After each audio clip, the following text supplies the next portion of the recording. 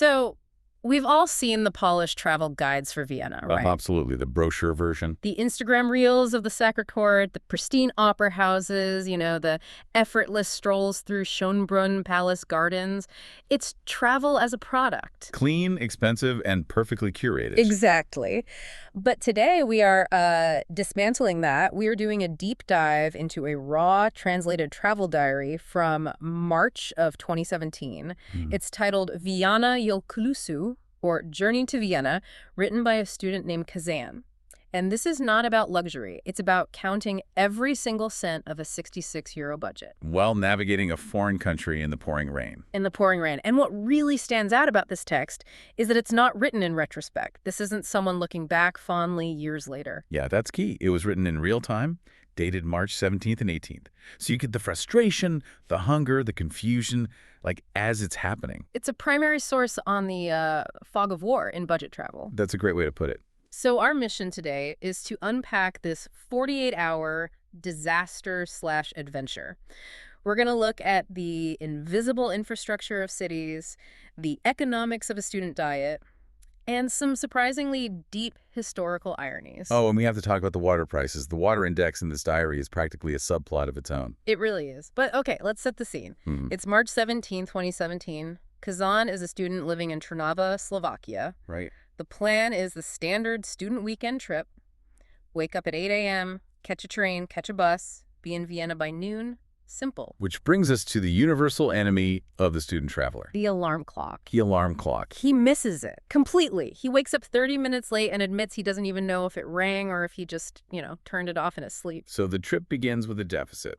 He's already behind schedule. And this really sets the tempo for the whole logistical struggle because he's lost that leisurely morning. He has to walk for a full hour just to get from his dorm to the train station. Which sounds miserable, but he actually gets a little win once he arrives. He does. He gets there at 9:30, misses the first train, but catches the 10.01 to Bratislava, and he notes the ticket for that 20-minute ride cost him nothing. Absolutely nothing. And this is a really interesting detail about the bureaucracy of student life in Slovakia at the time. He's got this student card he picked up his first week. But it's not consistent, right? Exactly. There's a nuance. He points out that the previous week he went to Trenčín and had to pay full price. Here, it's free. He doesn't seem to know why. He's just happy the conductor accepted it. And that's that learner mindset in a foreign system. You don't question the wins. When the bureaucracy works in your favor, you just nod and keep moving. So he gets the free ride to Bratislava. He arrives, heads to the bus terminal, and immediately gets that sinking feeling we've all felt. Am I in the right place? Yeah, the terminal didn't look like the one he remembered from when he first moved to the country. But he pushes through, finds the Regio jet counter, and buys a ticket to Vienna for €5. Which, that's the benchmark price right there. €5 to cross an international border. Incredible. But while he's waiting, we get our first lesson in the water index. He's thirsty. He buys a small bottle of water at the station kiosk. For €1.10. And then he gets on the bus. And sees they're selling water on board for half that price. Ugh. It seems like a small thing, 50 cents here or there. But you have to view this through the lens of his total budget, right? Yeah. He spent almost 20% of his international bus fare on hydration. Just because he didn't have the information beforehand. It's what economists might call an information asymmetry tax. Yeah. Tourists always pay more because they don't know the local baseline. He paid a tax for being thirsty. So, okay, he's on the bus, cruising toward Austria, arrives at Vienna airport at 12:20 p.m. He's not flying out, just stopping there. Yeah. But the sight of the airport triggers this, massive wave of introspection. It stops being a travelogue for a second. It becomes a diary of displacement. Yeah, he writes about how the airport reminds him of the fear of the unknown he felt on his very first day arriving abroad. He talks about all this anxiety he couldn't admit to himself back then. It's a great reminder that for international students, airports aren't just transit hubs. They're emotional landmarks. They represent the decision to leave everything you know behind. But the introspection is cut short because the bus dumps him at a shopping mall on the outskirts of Vienna. And now he has to tackle the Vienna transit system. This is where things really go off the rails. He buys a ticket for €2.20, but he admits he has absolutely no clue how the validation works. He's jumping from the U2 line to the U4, just waiting for a ticket controller or a gate. It never appears. It's the honor system, which is terrifying if you come from a place with turnstiles. You feel like a criminal just by existing. Totally. But he manages to get to his destination station, Hutteldorf. So technically, he's in the right place. His hostel is Hostel Hutteldorf.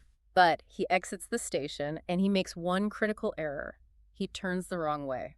And this kicks off what I call the fog of war segment of the diary.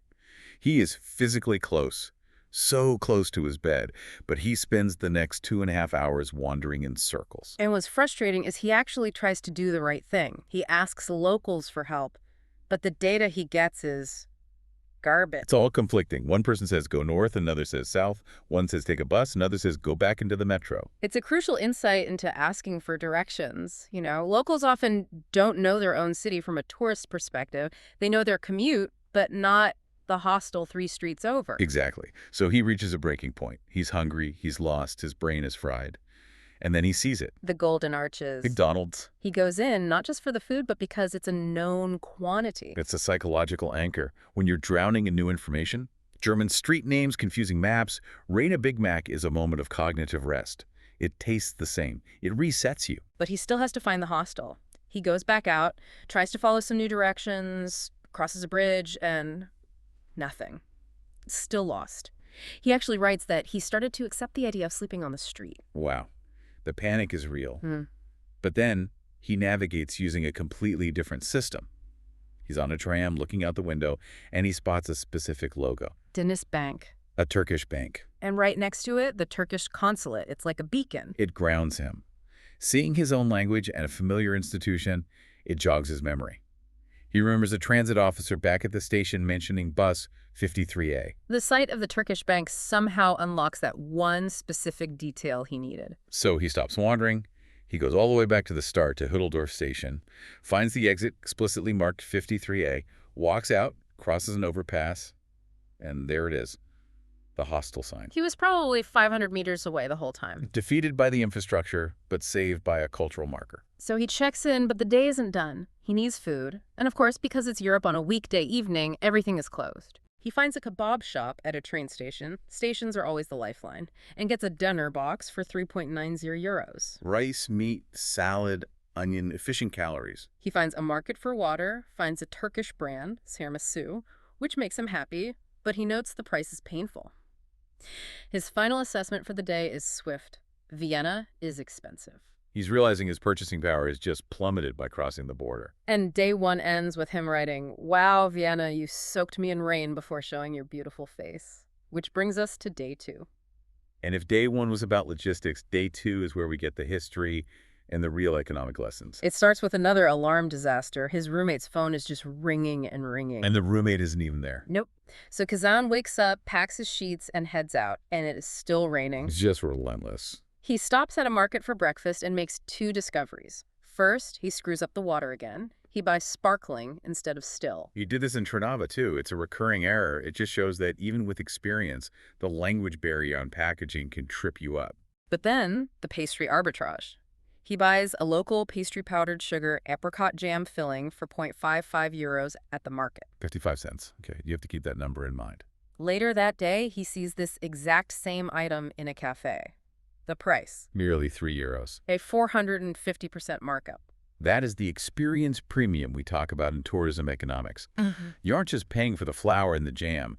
You're paying for the rent, the waiter, the heating, the vibe of being in a Viennese cafe. And for a student on a 66 euro budget, that premium is mathematically impossible to justify. No way. So he eats his 55-cent pastry and heads to Karlsplatz for a walking tour. The guide breaks Vienna down into 3 pillars: the royal family, coffee, and Mozart. And this is where the diary gets fascinatingly meta. The guide explains the history of coffee in Vienna. They talk about the wars with the Ottomans. The Siege of Vienna. Right, and how the retreating Ottoman army left behind sacks of coffee beans, which the Viennese adopted, refined, and built a whole culture around. I mean, think about the layers there. You have a Turkish student standing in Vienna, listening to an Austrian guide explain how his ancestors inadvertently created Vienna's most famous cultural export. During a war, no less.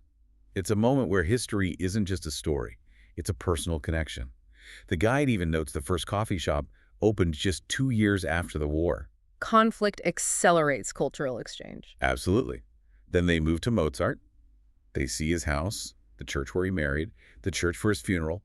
But then the guide drops a fact that seems to really stick with Kazan, They can't visit Mozart's grave. because nobody knows exactly where it is. Right. The guide explains the burial laws at the time. Mozart, one of the most famous people to ever live, was buried in a common grave. No marker. For a student wandering a city filled with these massive gold-plated monuments to the Habsburgs, that detail has to land hard. The grandeur of the city versus the anonymity of its greatest artist's grave, it just strips away the glamour. The tour ends at the oldest church in Vienna, and now we face the most awkward moment in modern travel. The free tour tip. The social pressure cooker. The tour is technically free, but you have to pay. Kazan is watching the crowd. He sees people handing over 10 euros. So he panics, doesn't want to look cheap, He hands over 10 euros. and immediately regrets it. Instant buyer's remorse. He sees someone else give 5 euros, another person just dumps some loose change. He writes, "I think I paid too much." And let's do the math on that regret. Hmm? His total trip cost 66 euros. He just tipped 15% of his entire 48-hour budget on one 90-minute tour. That 10 euros is 2 days of food for him. It's a massive economic error driven purely by social anxiety. He actually vows in the diary, next time in Prague or Krakow, I'm only giving 5 euros. Lesson learned. An expensive lesson.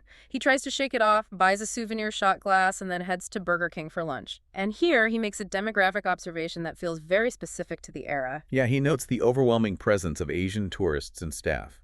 He mentions that at this Burger King, the employees, the customers, predominantly Asian.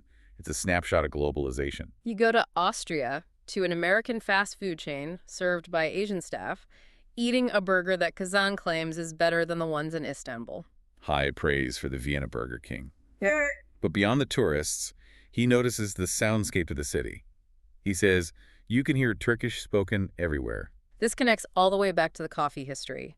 The Turkish presence in Vienna isn't just historical, it's modern, it's vibrant. He compares the vibe to Istiklal Street in Istanbul. And for a solo traveler feeling a bit alienated by the language and the maps, hearing your mother tongue on the metro just makes the city feel less hostile. It turns the foreign into the familiar. So the trip is winding down, he's tired, he's cold, and he heads to Erdberg station for the return leg. He goes to the Flixbus counter. And gets hit with one last reality check.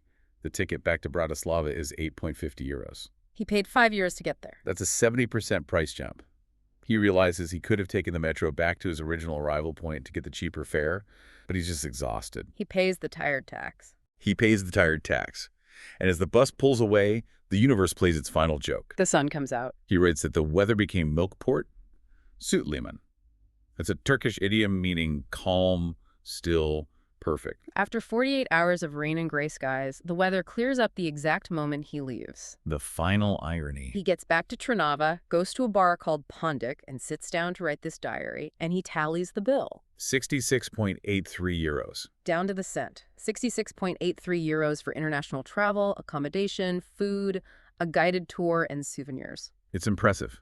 It shows that despite all the mistakes, the water, the tip, the bus ticket, he still managed to execute an international trip on an absolute shoestring. So when we look at this whole deep dive into Kazan's diary, what are we really taking away here? Because it's not just about how to save money on apricots. I think it's about the concept of invisible infrastructure. Yeah. We usually think we navigate cities using the official maps, right? The U-Bahn lines, the street names. But Kazan's diary shows that we actually navigate using a personal layer of data. Right. He navigated by using McDonald's as a safety anchor. He navigated by spotting a Turkish bank logo, by hearing his own language on the street. Exactly. When the official infrastructure failed him, when the locals gave bad directions and the maps didn't make sense, he fell back on his cultural programming. He found his way through Vienna, not by learning German, but by finding the pieces of Turkey and global capitalism scattered across the city. It makes you wonder how much of a new city we ever really see and how much we're just connecting the dots between the things we already recognize. And that's the real value of the imperfect travelogue. If he had just posted a photo of the palace on Instagram, we would have missed the real journey. The journey was the missed alarm, the 55-cent pastry, and the sheer panic of that 10-euro tip. And the realization that no matter where you go, you should probably check if the water is sparkling or still before you pay for it. Always check the bottle. That's it for this deep dive into a rainy, budget-friendly Vienna. Thanks for listening, and we'll see you on the next journey.